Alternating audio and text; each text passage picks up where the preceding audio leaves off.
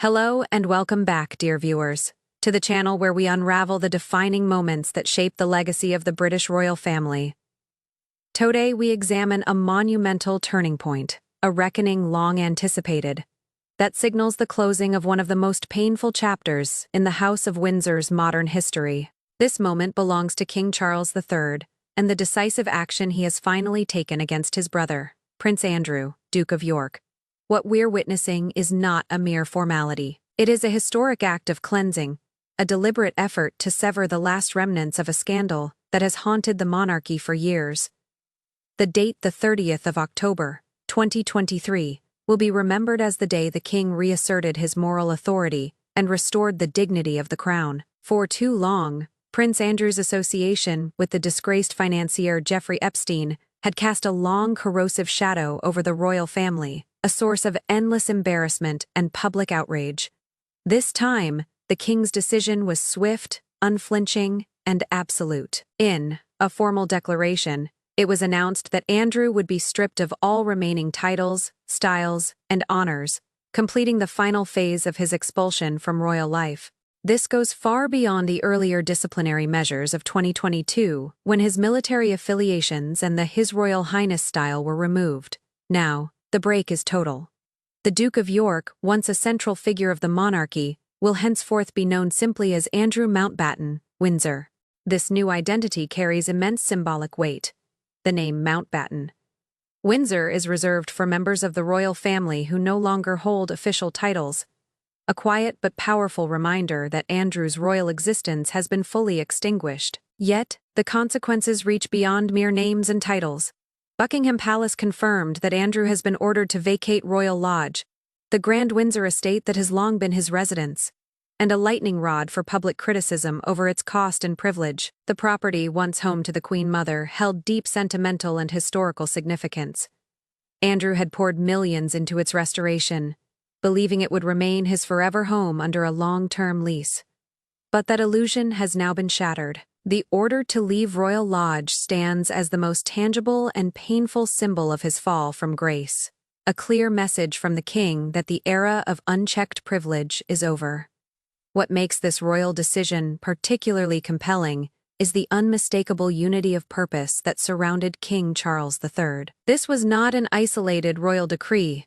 It was the culmination of a coordinated, deeply principled stand taken by the most influential figures within the monarchy. According to a source who spoke candidly with People magazine, both Queen Camilla and Catherine, Princess of Wales, played pivotal roles in supporting the king's bold move. Their alignment, the insider revealed, was rooted in an unwavering stance against all forms of abuse, a clear moral signal that the modern monarchy would no longer turn a blind eye to issues of accountability. The insider put it plainly. "I would think the Queen had a hand in that. There would have been a push from Camilla and Catherine, and pressure from William, who would not want to inherit the headache." This statement is profoundly revealing. It underscores the often underestimated influence of royal women. Figures who, through quiet resolve and moral conviction, help shape the course of royal policy behind the palace walls. Queen Camilla, having endured her own complex journey to acceptance within the royal family, and Princess Catherine, the poised embodiment of the monarchy's future, both lent critical support to the king. Their backing transformed what could have been viewed as a difficult family rift into a decisive institutional act, one that reaffirmed the royal family's ethical standards before the eyes of the world. For Catherine, the Princess of Wales, her involvement marks another step in her steady evolution into a confident, influential future queen. Known for her measured approach and advocacy for mental health and early childhood causes, Catherine's support for the king's decision reflected her deep understanding of the monarchy's need to maintain moral clarity and public trust. Her stance sent a powerful message. Under her generation's leadership, the crown will not tolerate associations that compromise its integrity. Equally, Queen Camilla's influence cannot be overstated. As the reigning queen, her endorsement gave Charles's decree a sense of legitimacy and finality. A longtime advocate for victims of domestic abuse, Camilla's alignment with the king's decision was both personal and principled, a reflection of her lifelong dedication to justice and ethical responsibility. Together, these two women, one representing the present, the other, the future, fortified the king's resolve and left no room for internal opposition. But the pressure did not end there. Prince William, the heir apparent, was equally unyielding. His motivation was pragmatic yet profound, a strategic effort to protect the integrity of the monarchy he will one day lead. He made it unequivocally clear that he did not intend to inherit a crown burdened by unresolved scandal. William's frustration with his uncle had been quietly evident for years, but now, that silent disapproval became active pressure, a firm insistence that the royal institution could no longer shelter the source of such enduring controversy. The result, a rare moment of absolute unity. King Charles III, Queen Camilla, Prince William, and Princess Catherine, all standing together to close the chapter that has long haunted the monarchy. The deep fracture within the royal family has been visible for quite some time, perhaps most strikingly during the funeral of the Duke of Kent.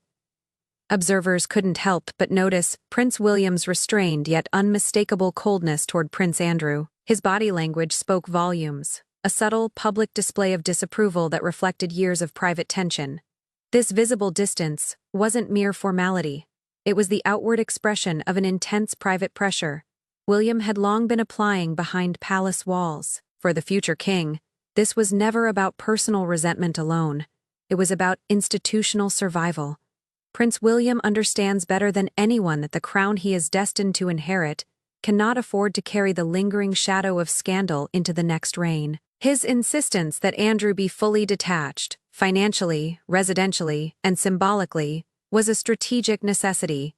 It wasn't cruelty, it was clarity, a clear acknowledgement that the monarchy must evolve, even if it means cutting away one of its own. William's position reflects a generational shift, one that prizes transparency, accountability, and moral responsibility over outdated notions of privilege and protection. The decision to permanently remove Prince Andrew from all formal royal roles wasn't born from a single command, but rather from a shared consensus forged under extraordinary moral and public pressure.